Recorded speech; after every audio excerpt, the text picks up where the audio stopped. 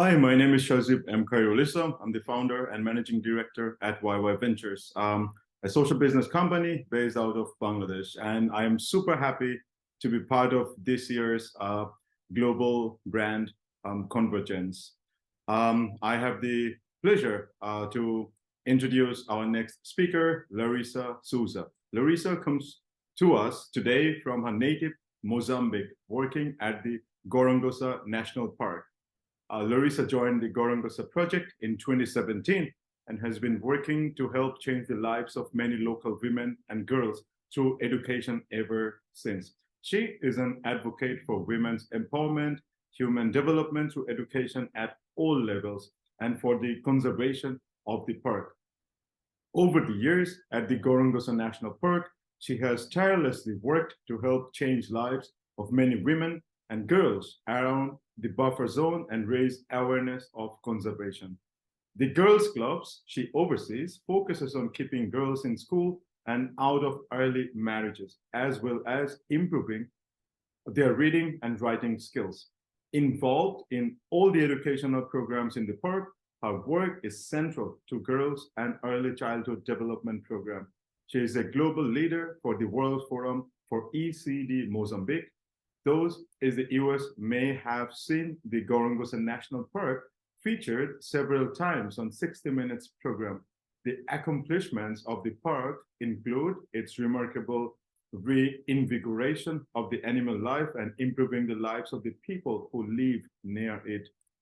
Larissa's topic will focus on a different approach to conservation, the environment, and human development. And through her experiences at the Gorongosa National Park and beyond, she will share with us the essentials of social impact, how each of us can create change, and how conservation is being accomplished alongside human development.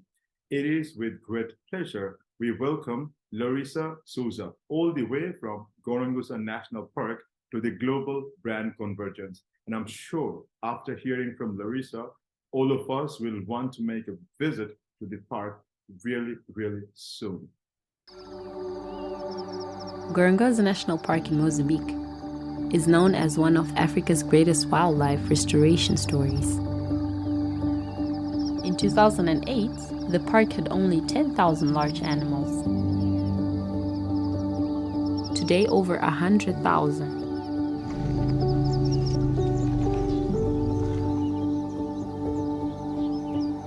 But the Gorongosa project isn't just about rewilding this iconic wilderness. Inspired by the shared vision of Mozambique's former president, Joaquim Chissano, and Nelson Mandela, there is a deep commitment that the park should benefit the local people. The park provides over 600 jobs in conservation, science, tourism, and human development. Our community health workers reach over 100,000 vulnerable people every year. Our sustainable agriculture projects, like growing coffee on Mount Gorongosa, improve the incomes and the lives of farm families. Mandela was right when he said, education is the most powerful weapon which you can use to change the world. So we build new schools, support teachers, and run many after-school programs like the girls' clubs. We're working to keep girls in school so that they can have the same opportunities in life as the boys. And every year, we bring thousands of local children on safari in the park so they can reconnect with their precious natural heritage. Some of them may choose to become part of our team, so we provide many different training courses and internships. Students can even study for a master's degree in conservation biology in Gorongosa. We are showing the world an example of what a national park can be. We are Gorongosa.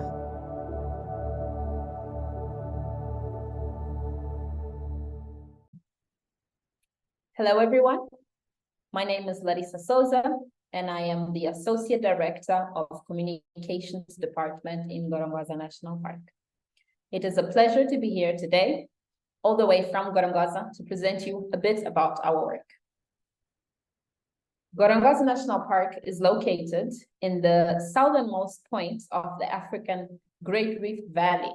So down south of Africa, in the middle of the country, so centralized in the country. This is the map of Gorongosa. The greenmost part is where the park is. And then the surrounding area, the yellow, is the buffer zone, where we find the communities that we work with. Because the park has a double objective, where we protect the biodiversity alongside the human development. So we work with around 200,000 people that live in these areas around the park. So a bit of history of the most important years in the park. In 1920, it used to be a cotton plantation and was also a hunting concession, until they decided that this was, it had too many resources and it was such a paradise that they needed to make sure that it was preserved. So in 1960, Portugal then decided to declare it as a national park, like most of other protected areas in Mozambique. Unfortunately, after independence in 1975, Mozambique had a civil war of about 16 years, which then destroyed most of the biodiversity, the flora and fauna. Until 92, when a peace accord was signed between the government of Mozambique and the opposition party of Renam. And so in 1994, that's when the EU began some interventions in terms of funding to restore what we used to be Gorongosa National Park. In 1997, African Development Bank also put in some money to restore the park until 2004, when Mr. Greg Carr, the one in the picture with President Mandela, who had a background on technology as well as human rights, decided to come and invest in Gorongosa to restore what used to be. And so the Carr Foundation and the government of Mozambique signed a long-term agreement for co-management of the park for the next 20 years. In 2010, Mount Gorongosa was also declared as part of the main park, because that's where the main water sources are found. And in 2018, there was an extension of the first agreement of co-management for 25 more years. So it's a long-term project where we work towards efforts of conservation as well as development of the communities living around the buffer zone. And this was, we show here a picture of President Mandela, because he was one of the bases of inspiration of this model, where we work with rural development combined with conservation. And so that's why we show this as an inspiration. As I said, after the war, we lost quite a lot of fauna. As you can see, in 1972, we had about 14,000 buffaloes, 2,500 elephants, hippos, a lot of water bucks, zebras, so the big mammals. And so after the Civil War, about 99% of that was lost. And so all the efforts of restoration were done, and we do every 2 years we do an aerial count where we try and find out about these big species, what is their recovery, what's going on, what's the maintenance. And as you can see here in these two graphs, we have been able to recover most of the biomass, not in the same numbers, but we can see here a big jump in the number of water bucks. We have about 52,000 now. So before the war, we had 3,000, but now we can see such an exponential growth. And this is for various reasons, because we had less predators, because the conditions were right for them to reproduce and be maintained. We also have a big number of impalas. We also have a big or growing number of elephants, which shows that the ecosystem is being restored. And as we say, if we let it, nature will restore itself. And that's what we're trying to do here in Gorongosa.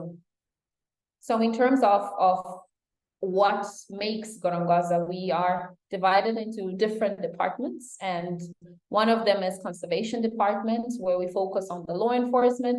And as you can see here, rangers have been able to remove about 20,000 of these traps that were killing most of the animals, both for poaching or for protection.